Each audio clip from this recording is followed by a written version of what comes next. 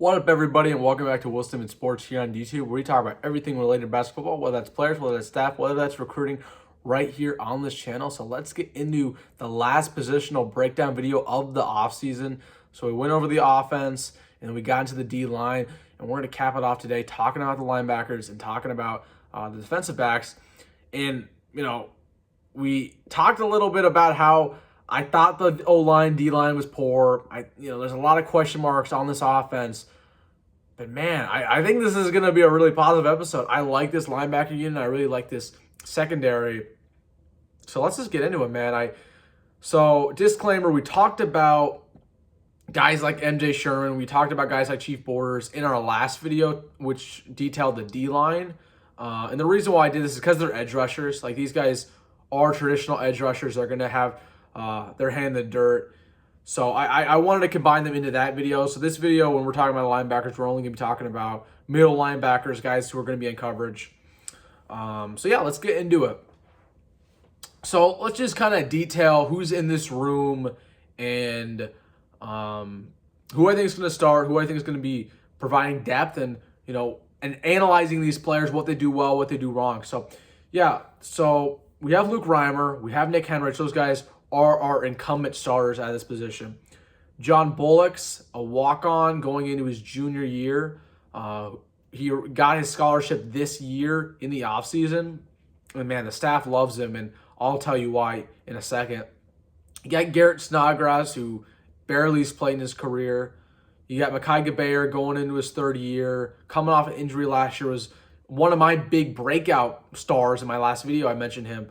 I think he could really play a lot for us. Randolph Kapai is a guy also going into his third year. A little underwhelming.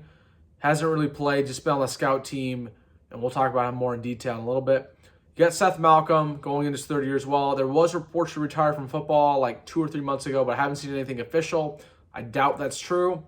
And then you have Eric Fields along with Dylan Rogers, guys who are true freshmen at the position. So yeah, let's go. Let's just talk about who I think is going to start.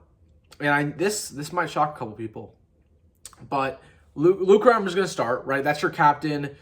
That's your incumbent starter. That's your best linebacker on the team. Second starter besides him is going to be John Bullock. I feel strongly about this. I've definitely thought about it a lot, but everything the staff's saying, it leads this way.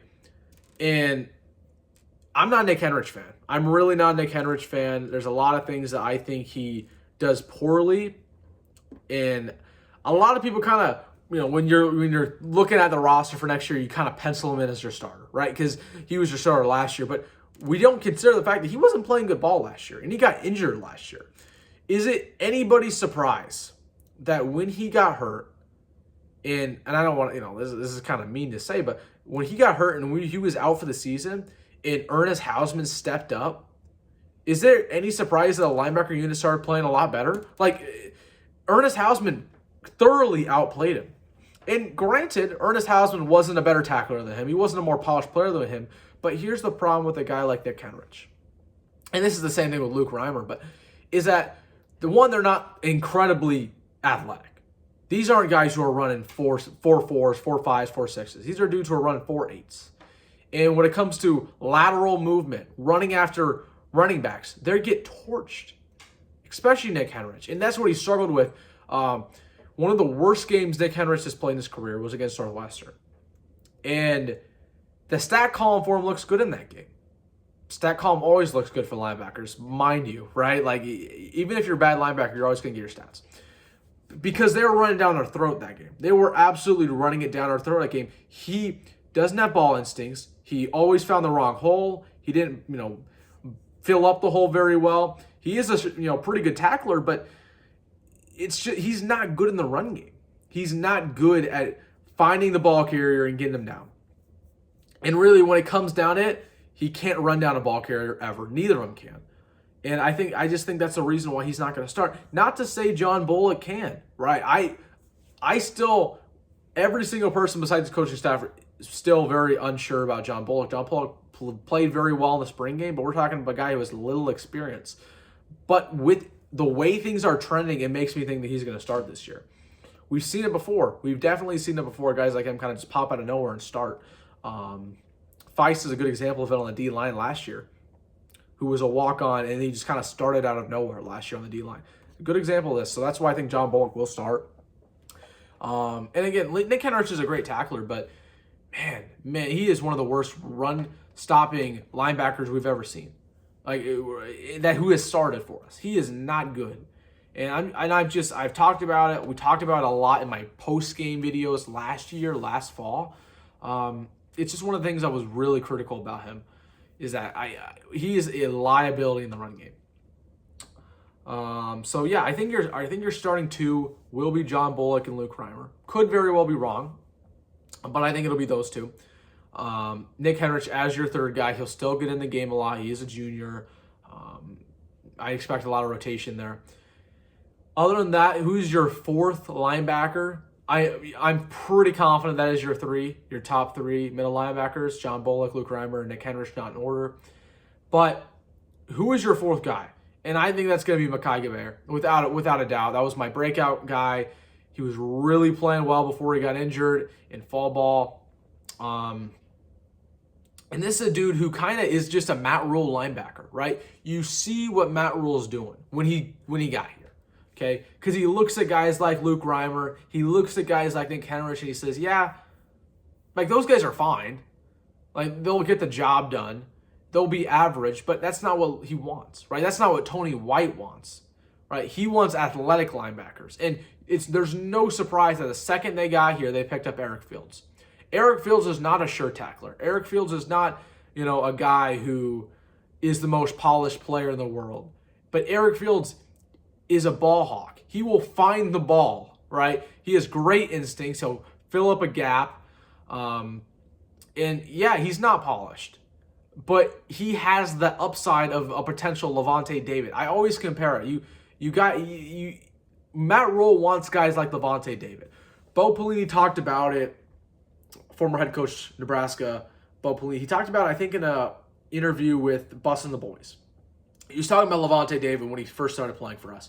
And he just said how Levante, when he got out there for the first time, he had no idea what he was doing. He was just running around. But he was so smart. And he was such a good football player and so athletically gifted that he'd always find the ball. Like, he'd just get to it. And he would make a completely wrong judgment of the situation, judgment of the play, and he'd go down the wrong hole, and he'd still come up with the tackle. That's how good of a player he was. That's the type of guys that Matt Rule wants. Guys like Luke Reimer and Nick Henrich, they're going to get the job done. They're going to get the job done. They're going to be, solid carbon copy linebackers, but they're not dudes who are going to the NFL. They're guys like Muhammad Berry, right? Mo Berry. Remember him? He was a linebacker here 2019. Starting linebacker, captain of the team. And Mo Berry's fine. You're never going to write home about Mo Berry. You're never going to say how great Mo Berry was. But he was just good enough that he did his job and didn't get benched. And Mo Berry graduated. He never went to the NFL. He never, signed a deal. He's a realtor now, right? That's what Luke Reimer is. Like, Luke Reimer is a guy who's going to be a realtor in 3 years, right? That might sound harsh, but that's just the way it is. He's not an NFL caliber player. And Matt Rule understands that he's trying to go away from these carbon copy guys like Mo Berry, like Luke Reimer. He's trying to find those athletically gifted players. And he's not just doing this for a linebacker, but he's doing this for all the positions. That guys who are unpolished but are just athletic freaks, and he's hoping that he can fill in the rest. So I would not be surprised if Mekhi Gaber is our fourth guy, because I think he fits all the criteria to be that. I also think Randolph Kapai fits the criteria to be that fourth guy, because I also think he's an athletic freak. We're talking about a guy in Randolph Kapai who's going into his third year here, out of South Dakota.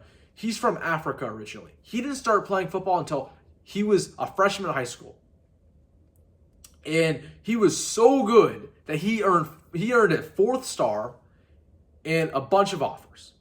And I remember watching him a lot because in South Dakota, they had a weird schedule. I think his high school team played on Saturdays a lot. And I was watching him early in the year before Husker football even started. It was the first week of the year. And he was committed to us. And they were playing on Saturday. And man, oh man, his instincts. He was just run over the field. And he had an interception that game. He had a sack. And he was a killer on the run game. And we haven't heard from him since. Haven't heard from him since he got on campus. Hasn't done anything. There has been some disputes with Kapai with chemistry. He got in a fight, a pretty bad fight from what it sounded like in spring. I don't remember in particular, but he was involved in it, and I think there was some fighting after practice too, which is a pretty big deal. So we'll see how that handles. But Randolph Kapai, man, I really hope he works out because I think he's really athletically gifted as well. Same with Eric Fields, but Eric Fields is pretty unpolished. I would not foresee him playing as a true freshman. So, but overall, man, this linebacker unit I give it a B grade because I think it's deep, man. Like if Luke Reimer gets hurt, I feel great about John Bullock or Nick Henrich stepping up. You know, if we have two linebackers hurt, I feel good about Gabe or Kapai, playing really well. And heck, you could even move a guy like Chief Borders perhaps into that middle linebacker spot and see how he plays. But yeah, I like this linebacker room a lot. But let's get into the cornerbacks and the safeties and the nickel. So we'll start off with the nickel. This one's kind of cut and dry. Isaac Gifford will be the starter. Buda Wright is another guy who a lot of Husker fans have been rooting for. Is going for, he's having his 4th year on campus. He had blood clots. He had a bunch of injuries. Really talented player. I mean, I've always rooted for Javin Wright, but man, I don't see him find the field again, man. I really don't. I think we'll expect Isaac Gifford to be the starter at the nickel. And they're calling it rover in 3-3-5, so I guess it's a rover position now. It's the same thing as a nickel. I also, and this, a lot of people aren't talking about this, Kane Williams, the transfer we got from Alabama last year. By the way, that was my first ever YouTube video, was last offseason. Kane Williams committed to us, and I made a video about that. But anyways, Kane Williams, they have him listed as a linebacker on Huskers.com, but I truly expect them to play him in this rover position. I would not be surprised if he gets some playing time that way. And I really like that, right? Like, he came in as a safety. That's usually what happens with safeties is when they're really good tacklers is they kind of transition them to a kind of a rover position where they're hybrids. And they can get in the box, and they can play nickel. And that's, a guy nobody's talking about is Kane Williams. I could expect him to get some playing time in this position. But yeah, obviously, I feel good about it, though. Isaac Gifford has played really good ball for us. Buda Wright is naturally gifted. He's played well when he's on the field. And then you have Gage Stanger also. They're trying to get him at this nickel position. We'll see how he does. Went to my high school, actually. So, yeah, really good unit there in the nickel rover position. But let's get to the cornerbacks. I know we all want to talk about them. And, man, this is deep. This is deep. So you start off with your two starters. Not really like a huge debate here. You're going to have Quentin Newsome as your starter, the veteran in this secondary. And then you have Malcolm Hartzog. And Malcolm Hartzog is going to start this year, but he is a tale of the good, the bad, the ugly, right? The good, he's a ball hawk, and he'll probably get you a pick every other game. The bad, he gets burnt all the time because of it. He's, looking for the ball. He's trying to get eyes on it, and he gets hit with those double moves like any other cornerback I've ever seen, and he's done. Rutgers was a huge example of this. A lot of people, think Rutgers was one of his best games because he had a game-sealing pick in that. Malcolm Hartzog, he's the hero. But we forget that Malcolm Hartzog got burnt in that game. And especially in the first half, he was abysmal. He got burnt for a touchdown in that one. And I compare guys like Malcolm Hartzog to Trayvon Diggs. And if you're familiar with the NFL, you know who Trayvon Diggs is. Trayvon Diggs is the best ball hawk corner in the league. He had about 10 picks last year for the Cowboys. But he also gave up the most yardage of any cornerback in the entire NFL. That's what ball hawk corners do. They're going to get you those picks, and it feels great when they do. But because of them ball chasing and because of them always having an eye for the ball, they're going to get hit with those double moves. They're going to get burnt. And we saw that in year one as a true freshman with Malcolm Hartzog. So hopefully he can clear that up. But he's never going to be a traditional shutdown corner, like we've had in the past. Another example, like Lamar Jackson. I compare, like our cornerback Lamar Jackson. I compare him to Malcolm Hartzog. Lamar was kind of he was a kind of a ball hawk. He would try to get the ball, try to get a hand on it, and that's one of the reasons why he went undrafted is because he got burnt all the time. He got burnt doing that. So that's what I compare to Malcolm Hartzog. I'm not incredibly high on him. Like, I think he's pretty overrated. Granted, a lot of people kind of put too much stock into him starting as a true freshman. But granted, that unit last year was not a good corner unit last year. With Tommy Hill getting hurt and Tommy Hill being as bad as he was and switching positions mid-year, it was not a good corner unit. Anybody could have started last year in that. I wouldn't have been surprised if Phelan Sanford started the game. So yeah, but Malcolm Hartzog, I do think he's a little bit overrated, but I do like him as a player, and hopefully he makes a lot of progress in year 2. But going into the second unit in our cornerback room, you do have Tommy Hill. So Tommy Hill was definitely a big question mark whether he would stay with the corners or not. So he was with the corners last year. He started after, he transferred from Arizona State, played as a true freshman there at cornerback, played really well for him. Came here and played really well in the first 2 weeks and then just was abysmal. And they benched him. They moved him to wide out. Didn't really play the rest of the year. And then Matt Rhule got here and they moved him back to cornerback. We'll see if he plays this year. I do like Tommy Hill, man. He's a true junior. He was great out of high school. I remember wanting him so bad out of high school, and he ended up coming to Arizona State. But man, he was just an athlete, and he did everything for him. I wanted him as a wideout, but I mean, he was amazing. And what ended up happening was he played for Arizona State. He was phenomenal, and he came here. So I still believe in Tommy Hill. I think it's just going to come down to coaching. And I think Travis Fisher didn't get his hands on him long enough to really develop him in the corner that we needed him to be. By the way, shout out to Travis Fisher. You want to know the reason why this corner room is so good and why the safety room is so good? It's because Travis Fisher did a freaking great job. This Frost staff that we had was abysmal. But if there's 2 guys you can thank, Travis Fisher and Sean Beckton, they did their job. And Travis Fisher left us a phenomenal room. So yeah, Tommy Hill's going to be your third guy in this cornerback rotation. You also have Javier Morton, who was Javier Morton. Excuse me, I don't know why I said Morton. Javier Morton. I said it again. Javier Morton.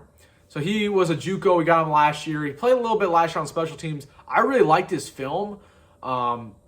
Really speedy, good ball instincts. Would not be surprised if he plays this year. You also have Tamon Linneman here. The original guy from the Florida class of 2020, the only one who stayed, going into his 4th year. Hopefully he gets on the field. I've always been a Tamon Linneman guy, man. I really like him, but man, he struggles to get on the field. And then you have Deshaun Singleton, who I loved out of JUCO.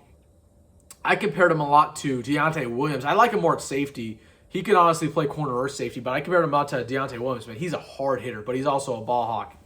So I really like him. I really love this corner room, though. This corner room is so freaking deep. I feel good about any of our 4 deep starting. And, man, I love it.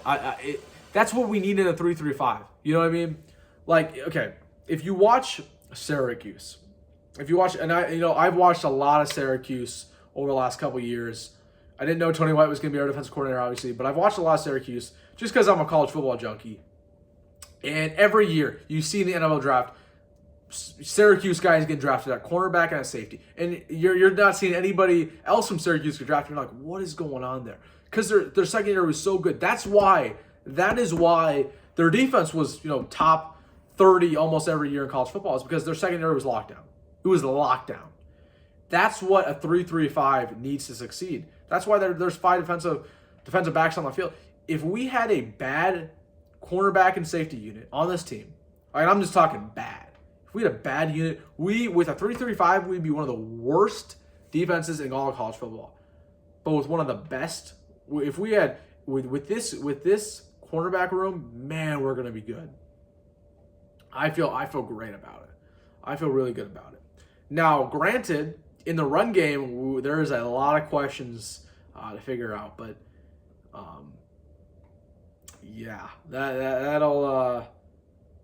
we'll figure that out by Minnesota. But in the past game, I'm feeling really good.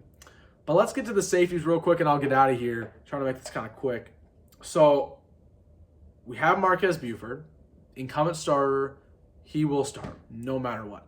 However, for that second cornerback spot, you have a battle going on. One against Omar Brown. So Omar Brown transferred from Northern Iowa, played a little bit last year. I expected him to start last year, actually, but he didn't start. Going into his last year of eligibility, I like him more at cornerback. That's where he kind of has historically played, but the staff is apparently putting him at safety. So that's one option to be one of your safeties. Then you have Miles Farmer. Not high on Miles Farmer. I think from an athletic standpoint, he lacks a lot. He is probably one of the slowest safeties I've ever seen. I mean, I'm no hyperbole. Really good in pass coverage. I think he's fine in that aspect. But man, when a running back or a wide receiver is running down the sideline, Miles Farmer cannot catch him ever. He takes a terrible angle about every single time. It's comical. It's comical. So that's pretty frustrating. But for the other aspects of Miles Farmer's game, I think he's fine. But I'm really critical about that part. Corey Collier, the transfer from Florida, we'll see how he does. He really hasn't played in his career. And then you have Phelan Sanford, who has played corner for us, has played rover for us, has played safety for us. He's a guy you could expect to get some playing time. He's going to his senior year. That's crazy. Time flies, man. But yeah, man, this safety unit's really deep too. I do think Omar Brown will start because I think Omar Brown's, at the end of the day, more talented, has more production, and probably should have started last year rather than Miles Farmer. But I'm fine with Miles. I'm honestly fine with either starting. Again, it's a deep room, man. It's a deep room. I love this cornerback room. Evan Cooper, our new defensive backs coach, was, it's funny. It's like that Charlie Brown episode when they're going on their trick or treating, and Charlie Brown says, "Oh, I got a rock." That's like every single positional Husker coach. It goes and they find their room. And they're like, "This room sucks. This room sucks." And then Evan Cooper opens his bag of candy and he gets something good. He's like, "Oh wow, I got a king size Snicker bar," and all the other positional coaches are looking at him like, "Are you kidding me? I got a rock." Evan Cooper's gifted with this. This is the best unit on this team by far. He better make some of it. And they have some young talent too. So I'm really hoping, I'm really hoping we can see something there because this is a great unit. This is a great unit. And I trust Evan Cooper enough because I liked what he did with the Panthers. I like what he did at Baylor. But, man, hopefully we see some from him. I should mention some of the true freshmen we have. We have Dwight Boodle, who is the brother of DiCaprio. And we all love DiCaprio Boodle. So hopefully he could be as good as his brother. You also have Sincere Safiole. I butchered that last name. I promise you, once the season starts, if he plays, man, I will learn his last name from IMG Academy. So that's another true freshman. But yeah. So that's what the cornerback safety room is looking like. Man, it's a good unit. It's a good unit, and we need it to be good in order to succeed defensively. But yeah, I really feel confident about this unit. Less so about the linebackers. But cornerbacks, I really think we're in a good position. But overall, man, these are two of the better units on this team. And I think we'll end off this video ranking all of the units. We've broke every single one of them down. We've talked about who's going to start, who's not going to start, what they do good, what they do bad. So now I'm going to rank all the positions from worst to best. So we'll start off with the worst. And this goes to the D-line. I don't really think I need to go too in-depth about it. There's no depth on this D-line. You're starting two true freshmen. It's a work in progress. It really is. Second to worst, tight end. This tight end is talented, man. But Nate Borgacher, more likely than not, will start. Thomas Fidone is a massive question mark with his 2 knee injuries. Has never played in his career. Arik Gilbert's really talented and has had production, but he might not get his NCAA waiver. And I doubt he does at this point. We still haven't heard anything about it. So at this point, I doubt he does. A lot of people haven't been getting their waivers. I don't think he will. So I don't even think Arik Gilbert will be available to play And then after that, you just have a bunch of true freshmen and a bunch of guys who haven't played. So yeah, this tight end room, second worst on the team. After that, O-line. O-line's really bad. That shouldn't be too much to talk about. And then we started to get some of the better units. But quarterback right here, the next one. Quarterback, if Jeff Sims alone gets it right here. But the depth in that room, man, it's bad. If Jeff Sims goes down, we're screwed. Now we're getting to the fun part. I'm going to put, this is tough. So I'm debating linebacker or wide receiver. I'm going to put wide receiver here. You have Marcus Washington, you have Billy Kemp.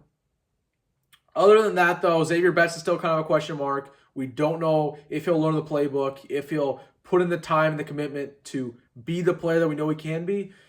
You know, you're still a question mark with Isaiah Garcia Castaneda. There's still a question mark with some of these true freshmen, so I'll put it here. Then we go linebacker. Linebacker unit's good, man. It really is. And then running back, which I think is the second best unit on the team, which is crazy.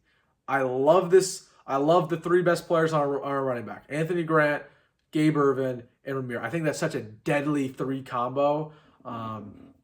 Obviously, you have running back by committee with Anthony Grant and Gabe Ervin. Then you have Ramir Johnson on third downs as your pass pro running back. I think that's a great combo. I'm really high in this running back room compared to some other people.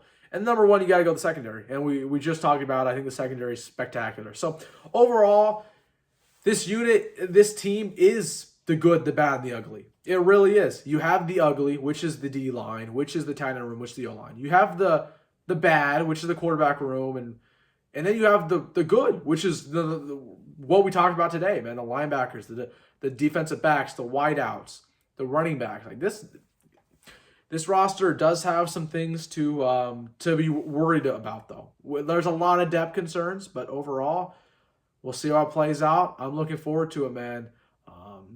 So there it is, man. We cap off the positional breakdown series. Next, I think we're going to start talking about the season, man. Training camp or fall ball starting up in about a week or two. So we'll start to talk about the opponents, and man, it'll be here before you know it. So buckle up. More content coming for you guys. Can't wait for it. But again, I hope you guys like the video. If you disagree with me or you want to add something, let me know in the comments. Hit the like button if you like the video. Really helps me out. Helps people see the video. Helps it grow. And please subscribe. We're super close to 300. We'd love to hit that by August. So there you guys go. Go Big Red, everybody. Thank you guys all for watching, and have a good one.